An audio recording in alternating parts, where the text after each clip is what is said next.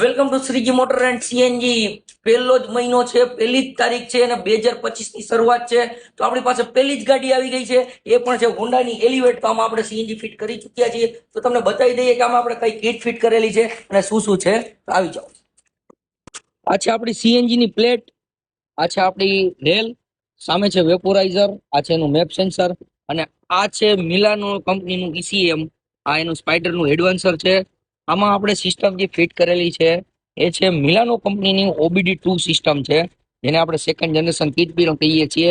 આપણે આમાં ફિલિંગ વાલ આગળ આપેલો છે, અહીંયા તમે જોઈ રહ્યા છો. ફિટિંગ બહુ સારી રીતના આપણે ફિટ કરેલી છે. હીટિંગ પ્રૂફ ટેપિંગ સાથે આપણે વાયરિંગ કરેલું છે. વાત કરીએ તો ગાડી માત્ર ને માત્ર 3171 કિલોમીટર ચાલેલી છે. નવી જ ગાડી છે, એક અઠવાડિયા પહેલા જ છૂટેલી છે. અને આ છે મિલાનો કંપનીની સ્વિચ. તમે જોઈ રહ્યા છો, આપણે સ્વિચ હંમેશા કસ્ટમરની રિક્વાયરમેન્ટ પ્રમાણે જ ફિટ કરીએ છીએ.